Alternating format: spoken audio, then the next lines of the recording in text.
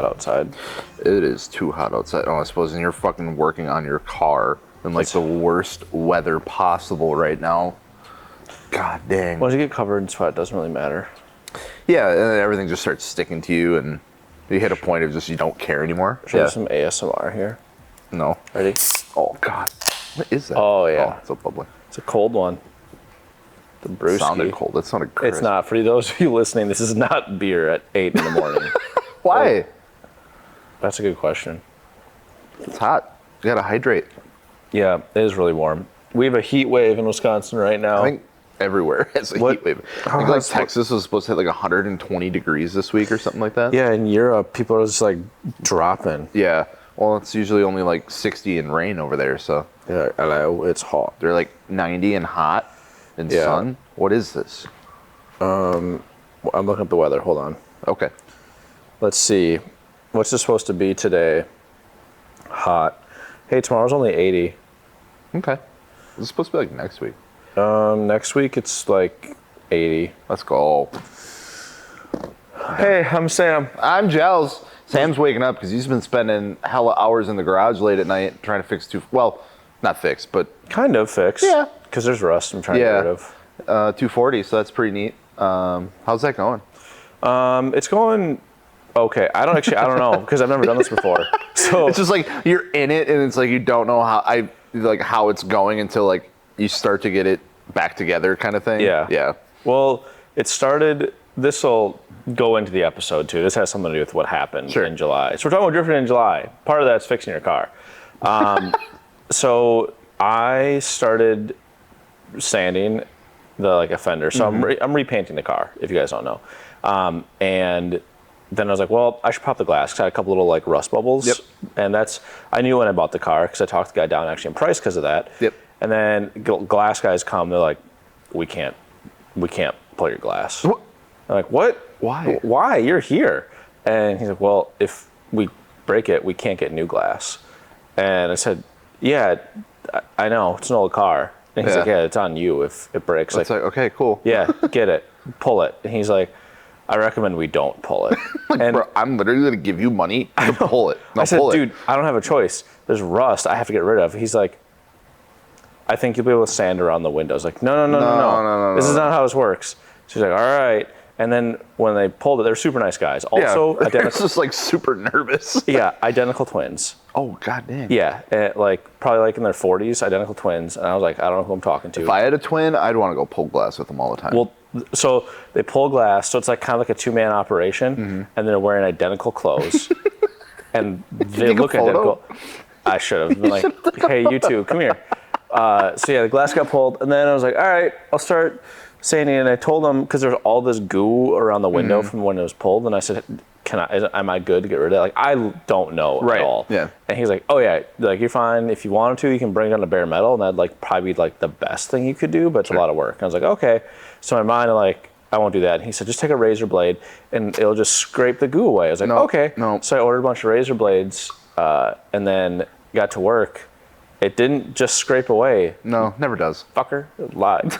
It was awful. Seriously, it was like a whole day almost of scraping, and it wasn't going away. And then I was like, all right, I got to the rust. I'm going to take a wire wheel on my drill and start, do that. That started working, if it wasn't aggressive enough. So then I went to Harbor Freight and Home Depot and bought like just a myriad of like abrasive different wheels. Yeah, and shit. So I was like, let's see what works. So I found out what worked, and the best combo is start with a big wire wheel, and it kind of just like gets a lot of the stuff away. Yeah. Then you go to a much smaller wire wheel, so the wire bristles aren't as long, so they don't have as much give, so it's a little bit more direct. Yeah, direct. And then after that, go to your Dremel, and the Dremel makes a flap wheel for Dremels. Put that on there, and then if you need to really get something, you can put the sanding bit on the Dremel. So all that was working fine, but I was like, man, I think this can go faster. So I had like a fucking like big honker like steel braided thing for my angle grinder. So I put that on the angle grinder. Oh god! And I started going to town, which I wasn't like pushing on, so it wasn't like, it really wasn't that bad. Yeah. But I got to one of the roof lines and it caught, and like the whole thing shot. And I'm like, whoa, what was that? Oh God. It was rust. It just chunk flew out? Yeah, literally a chunk of my roof, or where the roof goes to the windshield, flew out. So I've got 3 spots in the front windshield that I probably need to cut and weld in. And then... That's such an awkward spot, too. It's very weird. Yeah. And then the rear window, there's rust too, but I think it's just surface rust. So most people said, hey, if you get all the rust away, and then like a body shop said, and then you can put some like Rust-Oleum sealer or something. Yeah, it's like almost like another goop that you put in that. I had to do that to my Eclipse back in the day when I. It's like an epoxy type thing. Yeah. It's like a 2-part epoxy, and then you just like shove it in there, and it's supposed to like deoxidize the area or some shit. I don't know. So then, did you like sand it smooth then and paint over it? Well, it was actually it was on the inside that I put it, and then I just patched it with a big sheet of metal, and then kind of like primed it and left it. So yeah. It was like the strut towers on my Eclipse, because they're prone to rusting out. And my one spot had like a really nasty section, so our shop project was cut that section out and replace it, and that's what we did. So but like when we cut it out, like to keep any of the other areas from doing that, we just like coated it with that stuff. And then it seemed to help. Yeah, it never came back. So interesting. Yeah, that's probably the route that I'll take. Yeah. So that's been fun. It's been 1,000 degrees. That sounds fucking awful. Yeah, the worst part you is... don't have to lie. That sounds terrible. My goal is to have the car done for August 20th. Oh, that's in like 25 days. So that's the goal. To have the car... That's super sick. done and painted for that. So I'm not too worried about the painting portion. The other problem is I have a dent I have to pull. Yeah. That happened in July. Dude, you jinx yourself. You jinxed yourself so bad. It was on this You're podcast. like, I'm going to sign up for a car show the day after a drift event, or like the week after a drift event. Yep, I did. And he's like, nothing's going to happen. This could be fine. I mean, we'll see. We'll see if the car makes it. Yeah, I was... In a sense, you did call it happening. Yeah. I think we have that in a podcast episode somewhere. I think we made some micro short form on it. Something like that. Yeah, we did. Just boop. Yeah, it was... I don't know. So the car was driving great. So I guess we'll just get into it. Talk about what happened in Drifting in July. Yeah, not much, because I didn't. Was Rio Bash... Wait. Rio Bash, I think, was in June, technically. Guess we can't talk about it. It was. All right, recap. We're just talking about drifting since last time we did it. So I think it was the end of June, and I was like, 240 is great. And then we had the showcase, like the weekend after. Like, all right, well, hopefully I don't bin it. Yep. And car's driving great, felt super good. And then my friend Logan, he jumped in the car and was like, all right, we went on intermediate, and we're ripping, and it was getting dark. So advanced is going to close because it was night drifting, but only on intermediate. So he's like, dude, you're driving like really fast. I was like, yeah, this thing's sick. I was like, do you want to go to advanced? He's like, sure. No, he was like, have you driven advanced today? I was like, yeah. He's like, oh. And I was like, all right. Well, I think you want to go over. So we go over. Everything's good. I think the first or second run I did on advanced, I spun out at the top where the wall is. Like, I didn't spin out by the wall. Yeah. I came through and then spun and was like, shit, it was too hard. So the next one, I come through and, man, watching videos, it's like, shit, that was close. I come through, I wasn't as wide to the left coming up to the turn beforehand as I thought I was. And then I just yeeted it like to the left because I figured out how to link that without using an e-brake. Sure. And I was way too far over to the right and just wham, like just smoked the wall. It was crazy because it didn't look like it was that aggressive. Like from the videos I've seen, it didn't look like it was that hard of a hit. And then you see it and you're like, holy fuck. Yeah, it was in the car. It was... Probably felt like you hit a fucking building. I did. And my mirror, like, did this. Oh, yeah. So when I looked up, I saw my wing like that. And I thought... You're like, oh, God, the whole back. Dude, I was like, dude, the whole back of the car is fucked. Like, looks like it's tube rear time. Oh, no. So I pull off, and some of my friends, like, ran up to me right away, and they're like, you okay? I was like, yeah. And I look at the back. How's the car? Yeah, I was like, oh, this isn't that bad, actually. So the bumper has a hole in it, but that's easy to fix. And then the rear quarter had a little bit of metal get, like, squished in. Yeah. So taillight too? Oh yeah, taillight exploded. But the taillight was aftermarket one. Okay. It wasn't expensive. It was like $50 or whatever like that. So yeah, that was gone. And then that was about the extent of the damage. So we got the bumper back on with zip ties pretty easily. Yep. And then, yeah, now I'm just working on, I have to pull that rear quarter out. So I got a piece of metal welded. Did you guys start on that already? I thought I saw like a story post. You guys started on that. Yeah, from Pete and I welded a piece of steel to the back and a D-ring. So I think we can pull it straight back to get it a little bit better. And then we'll put like a football in the trunk, like where it like wedged in where the problem is, and inflate it. Oh, damn. That's some high quality body shop tricks right there. Well, it's better than any body shop because they won't work on it. Yeah, that's so wild. Yeah, so I took it to a couple places, and all of them said, yeah, we won't work on it because we can't paint it. Yeah, that's right, because you just wanted them to pull it, and then, like, I'm painting the car, like, I just need you to pull the dent out, and there's like, no, because probably they would just pack it with body filler anyway. Which, cool. Okay.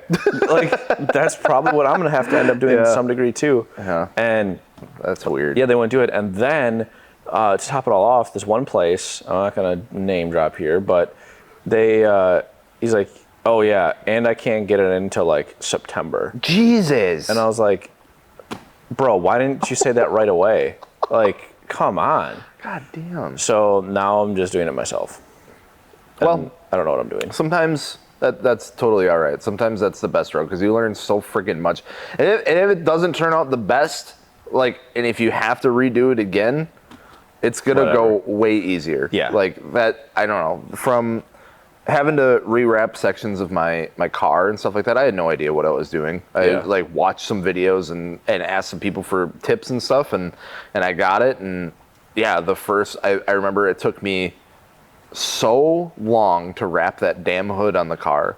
And I was like, this is going to be awful. Piece. That's the biggest piece to wrap on the car? No, technically the biggest piece of material that I had to cut was for the side of the car because on the RX-8 from the A-pillar goes all the way up over the doors into the whole quarter panel and then down along the whole side skirt back to the front. Oh, wow. That's wild. That was crazy. And then the bumpers were also really big pieces. The hood was big too, but it was like you just lay it on there and then you just work from it. Like where all the other pieces you had to like, really heat up and then stretch over and then start working on it.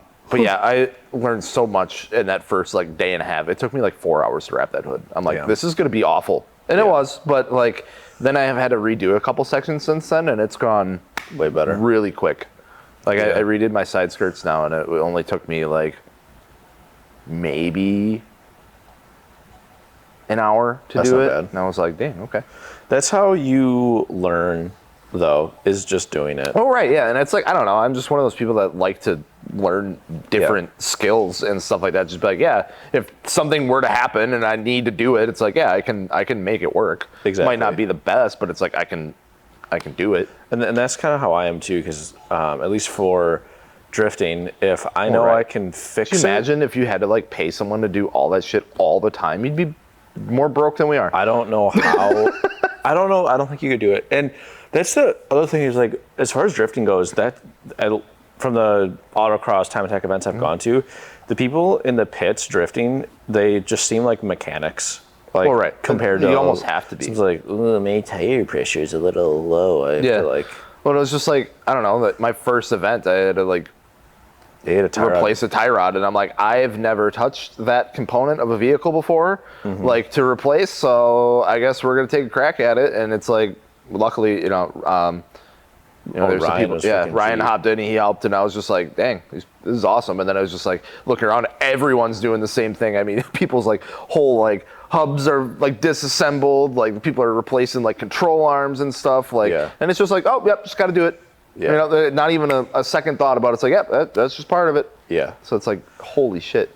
Yeah, at Rio Bash, a guy hit a Volvo, and that was a weird drift car. The big wagon? No, it was. It wasn't a wagon. But yeah, I remember seeing that there. Yeah, he had to replace a transmission. So oh my god. Yeah, he replaced the transmission in the pits. Did he just have one with him?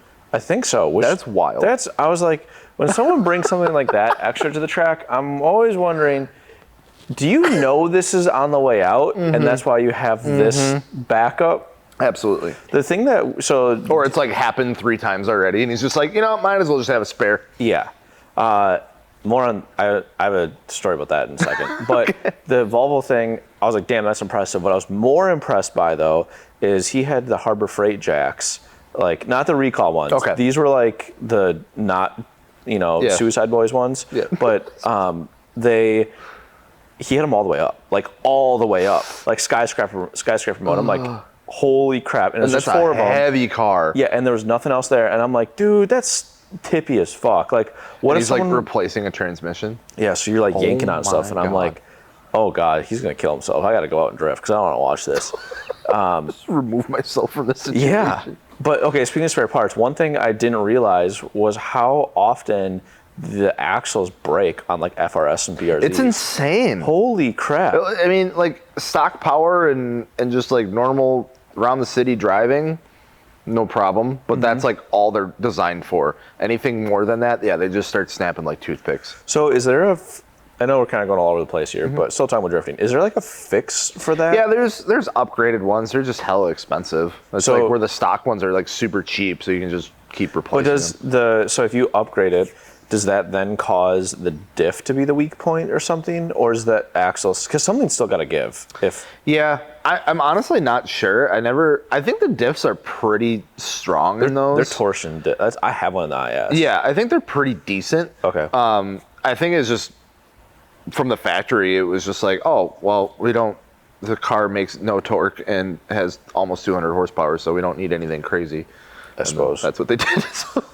Yeah, because I've seen a number of people now changing axles in their FRSs. I believe they did change it around in like the newer years, like the GT86. Yeah. And then the new GR86. I think they finally swapped them around a little bit. But yeah, I know that those were a weak point, and when I was starting to modify everything, everyone's like, "Oh, watch out for your axles, especially if you drive the car hard." And I was like, shit." But I never had an issue with it. But yeah, I know anyone that really like autocrosses really hard, or especially drifting. Yeah, they go through quite a bit. Damn. Yeah, so I had Rio Bash, I think, since we last talked. I know you came out to Rio Bash. Yeah, I came out for a little bit. I think that was wasn't that like Father's Day weekend? I think it was Father's Day. Yeah, it was Father's Day, and Maggie's parents were in town, so it was like I convinced them to go up there for a little bit, and then went and got some fire dinner afterwards. Was that their first time seeing drifting? Yeah. What was their, man, it was impression? Hilarious. They loved it. Okay. They're like, man, this is super crazy, and they were asking me all like sorts of questions and stuff like that, and it was so funny because Maggie's mom was like, "Oh, they're racing," and they're like, "No, they're not racing. They're never there." They're racing because they like go like tandems. Or there are 3 of them racing. I'm like, no, they're not racing. they're skid racing. So like, who wins? I'm like, it's not. Yeah, that's Dakota jumped in the car for some. You jumped for some ride-alongs too? Yeah, right? yeah. Dakota jumped in the car and we were driving. Then we had to do a cool down lap. So. On the cool down lap, you basically just autocross. And Dakota's like, "You're winning! You're going so much faster than these other people." So at the end of it, we're both like, "Yeah!" Everyone's like, "What the fuck?" Photographer was like, "What are you doing?" And Dakota's like, "We won!" It's like, what? Dude, having Dakota in a car is always a trip. It's hilarious. It's the first time he rode along in IS, we like on the morning laps, we spun out. He's like, "I'm in a car accident." He's like, "That was my first car accident." I was like, wow. Dang, that's crazy. Yeah. No, I unfortunately haven't gotten to go out since I think the last Drift Day event, which was that in June? 86? Yeah, it was 86, so it was the beginning of June. So haven't been out since then, but that was an interesting one. It was my first experience in the rain. That sucked. That was wild. Yeah. That was like in the morning, like it was like kind of sprinkling, but the track was like still hot, so it wasn't like really slick at all, and I didn't really notice it. If anything, it honestly helped me a little bit because it's like I just get so much grip that I just like slow down so much, and I was actually able to keep the tires going a little bit. Yep. So the morning was really good, actually, and I was feeling good. And we came back from lunch, and it was like a freaking ice rink. The track went cold. It got super slick, and it's like I was able to just like touch the gas, and my car would spin. I was like, man, this is what it feels like to have power. That's crazy. And I remember I was just like touched the e-brake once, and I did like a 720, and I was like, that was terrifying. I'm not doing this right now. And so I did a couple laps, and I was going like 5 miles an hour, and it's just like, it's like driving on ice. Everyone's just going like so slow. So that was pretty wild. I mean, it did get better in the afternoon, and then started getting my feet back under me again. But it was crazy though, because it was like I got so used to taking it so like easy again. That when it started to dry up, I'm like, man, I can't get the fucking thing sideways. Like, what am I doing?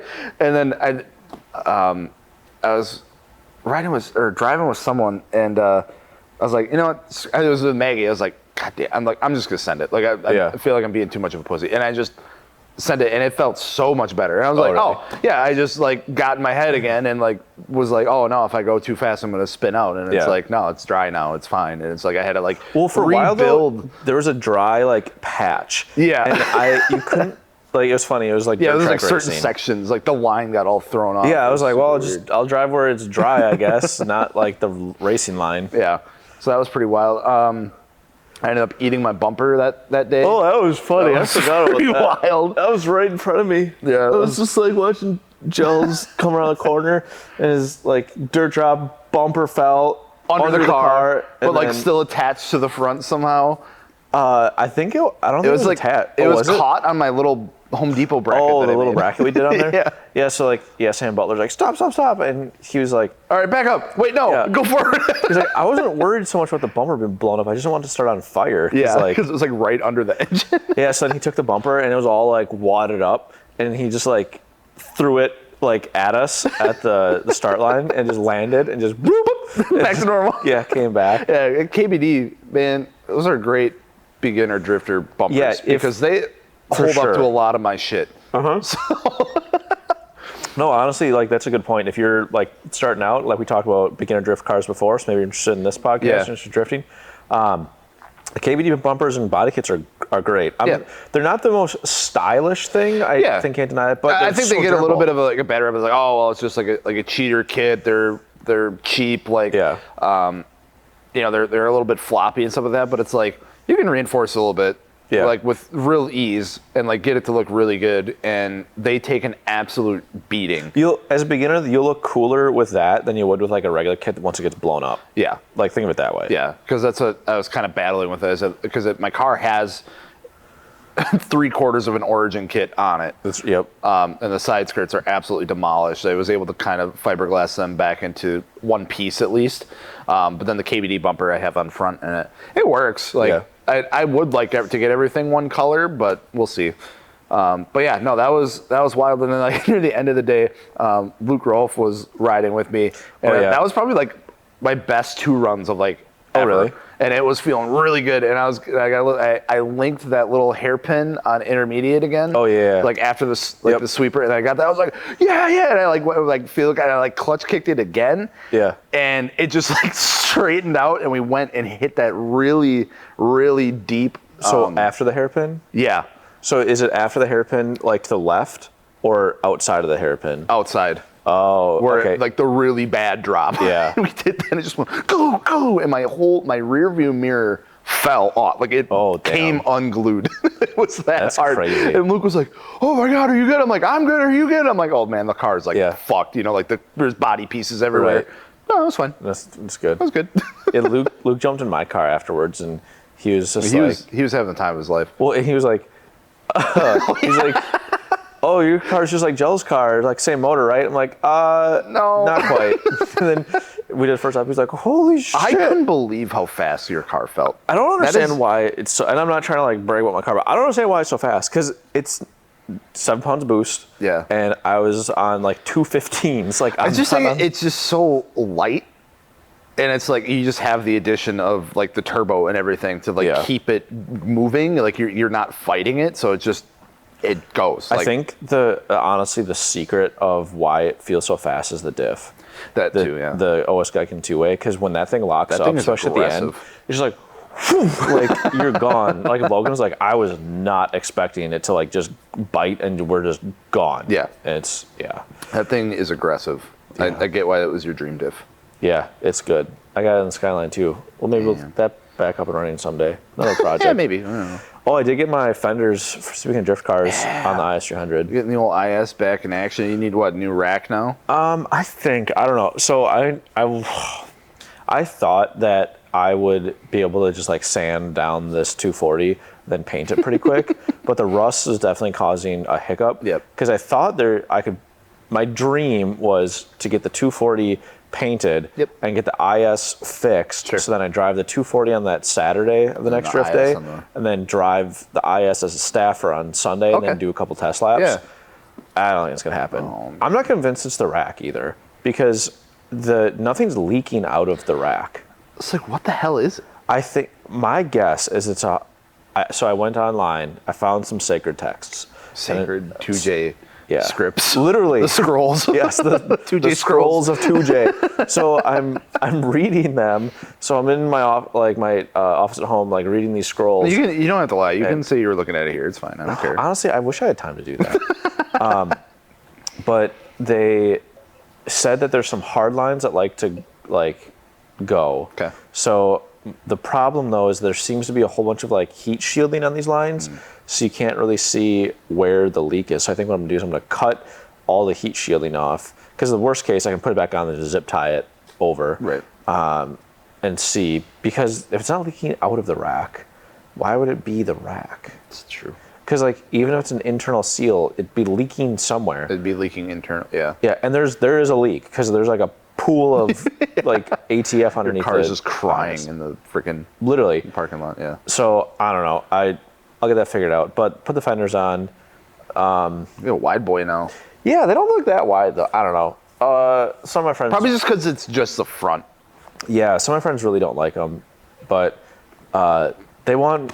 I think a lot of people want the car to be really low because a lot of IS300s are like super low style, which I think is cool, but it doesn't drive that, like those cars with the strut set up, the double wishbone. Yeah. When you lower them a lot, the suspension geometry gets really messed up. Yeah. So it feels a little weird. But then when I raised it, I drove it for the first event this year. I was like, whoa, this is like a cheat code. Yeah. Like it's really good. Yeah. The RX-8 is like that too. When you lower it, the camber arc in the front just keeps going. Like it'll just keep going. Like, oh, I want like 10 degrees camber. All right, just lower it a little more. It'll do it. Like it's insane. It makes for a weird driving experience. So yeah, raise it. Now it looks like a front wheel drive IS300 because the front. Yeah, it's like one of those Honda Civic drag setups. Yeah. I don't know what I want to do though, because the rear, I could probably up my spring rate maybe over the winter. Sure. It's like a 24K or 26K in the front. Jesus Christ. Yeah. That's wild. But I don't know. If it looks really goofy, I should probably wide body the rear, but there's kind of no going back away from that. Yeah. I mean, there is, but I don't know.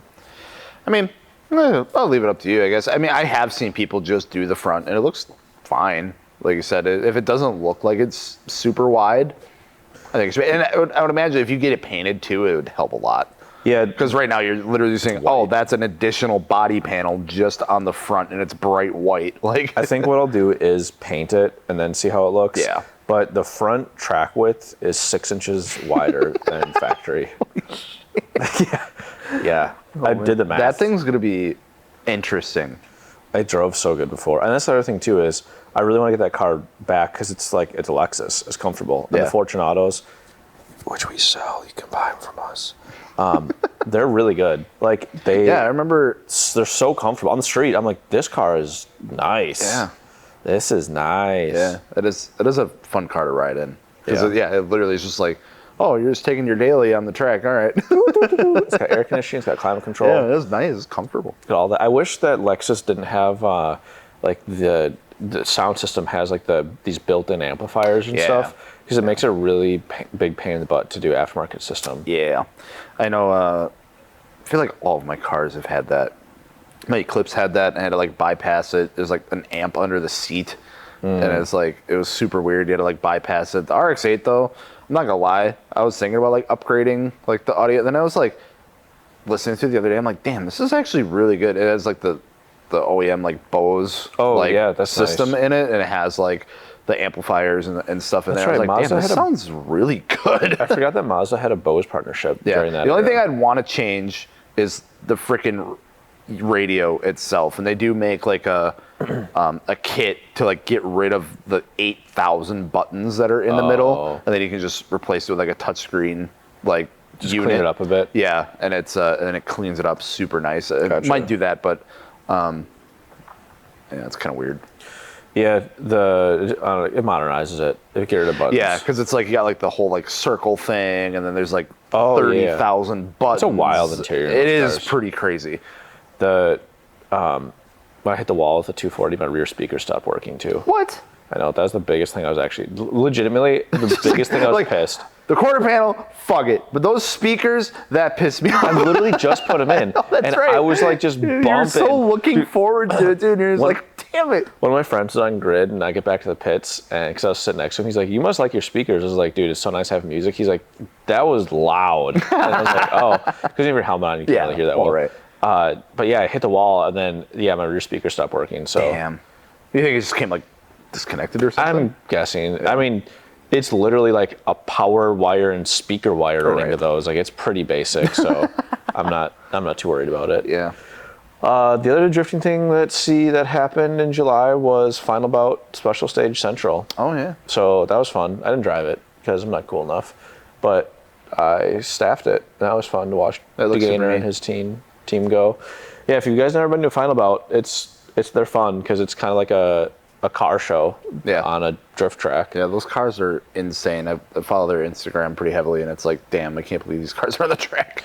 Yeah, I'm looking forward to Final Bout in September, Final Bout 5. That's the big one. The big one, which that's always just mental. Like, it's cars from all over the country. Like, we've had guys it like takes over that whole town up there. Yeah, it's a lot. The pits are full. Yeah. And it's crazy because there's like, not like YouTubers, but, I guess there are, because like, Hoonigan shows up and stuff. But it's just like bigger names. I feel like it's just, like you said, all over the country, all over the world. People. The funniest was last year.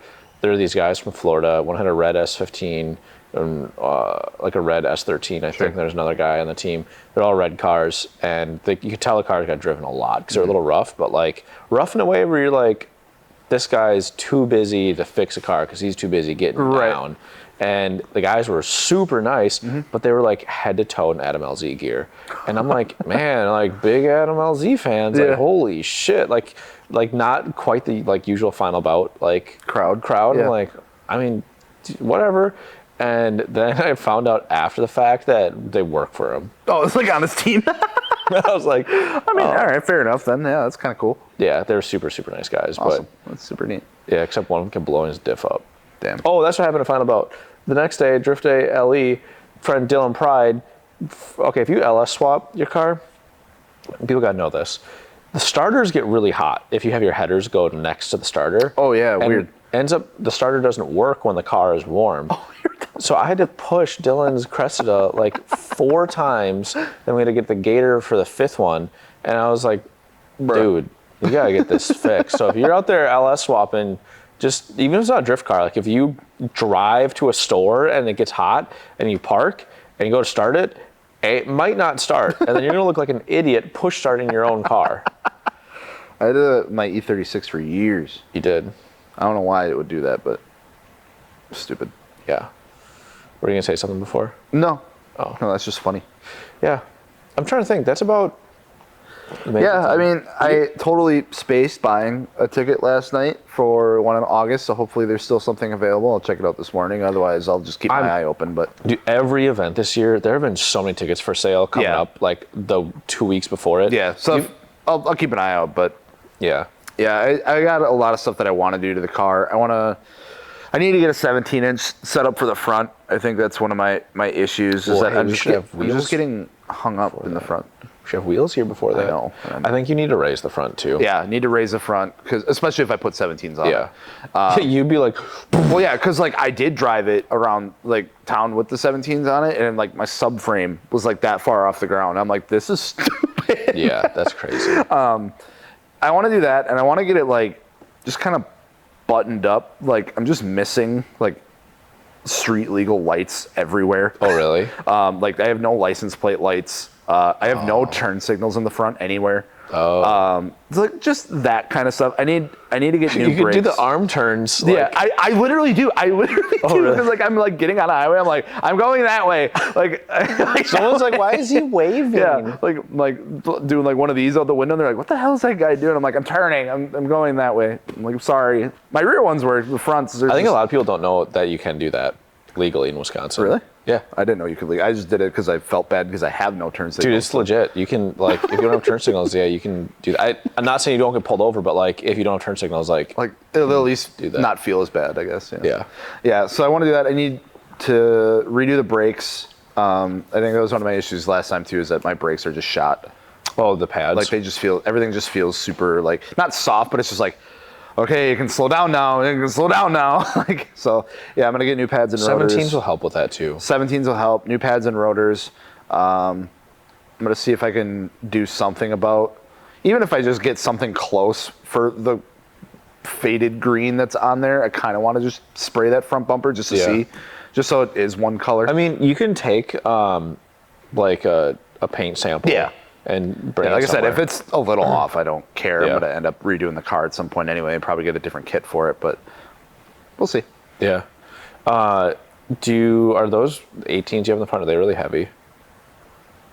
The Origins, Yeah. they're not bad, but they're not great either. Okay. So, I mean, they're definitely heavier than our Anovias, that's for sure. Yeah. We'll have our new Anovias here very soon. They are cool wheels, though. I do like those. Like, they're really interesting. Oh, the Origin ones are sick. Yeah. Yeah. So I kind of want to, like you said, get them, like, refinished and just have them as, like, kind of like a cool set to throw on. That'd be a good winter project, honestly. Yeah. Like, kind of like sand them down or something. Yeah, I refinished those LMs over that one winter. Yeah. And that was obviously way more involved because they're multi-piece. But Yeah. I don't know. I think refinishing wheels is very satisfying. Mm-hmm. Yeah, I think that'd be a cool set just to have or keep. Yep. Yeah, so I got a bunch of things I want to do to that, and then, like I said, just really start to button some stuff up, just so it's, I wouldn't say more comfortable to drive, but just like I feel better about driving it, and that shit's not falling off, or I'm more confident, I guess, more confident to drive it. Yep.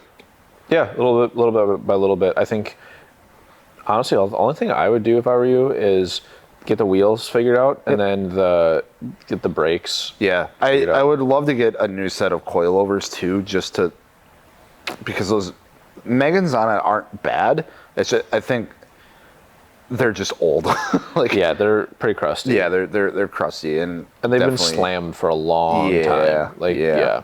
I mean, looking back, it's like the car was built 8, almost 9 years ago, and it's been driven like that ever since. Yeah. So. Yeah, well, and the nice thing about 240s is if you don't want to buy new, there's so many used sets out there. Cool. But I think that's all I got.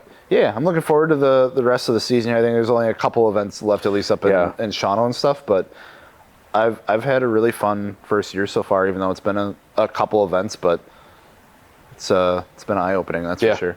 Yeah, it's tough to not know what it's like, and then just to get out there and then kind of like get that weight off your shoulders. Like, oh, okay. Yeah. Like this is. I'm looking crazy. Honestly. I think it actually will help. Like, because usually during the winter it gets to be such a slump of like, I mean, there's nothing going on. It's cold. Everything sucks. It's like, oh, we'll just work on the car and like actually maybe get it to look nice and upgrade it and do some things. Well, and you can prioritize stuff then, because if you know you want to drift in the spring and be like, oh, I don't want to buy this, this, and this, right? Because I'm going to just put that money into the car instead. Yeah, so it'll be a fun project for this winter, I think, for sure. Hell yeah. I can't believe we're talking about winter already. That sucks. I know. Stop it. Anyway, thank you guys so much for listening. Thank you so much for watching. Don't forget, if you're looking for some wheels, tires, or suspension, you can head us up over at AnoviaWheels.com. We got it all over there. And we should have some new stuff really, really, really soon. So keep an eye on our socials. Keep an eye on the website. Should be a good time. But yeah, in the meantime, don't forget to subscribe, follow, all that sort of stuff. I'm Gels. I'm Sam. And we'll catch you in the next one. Bye.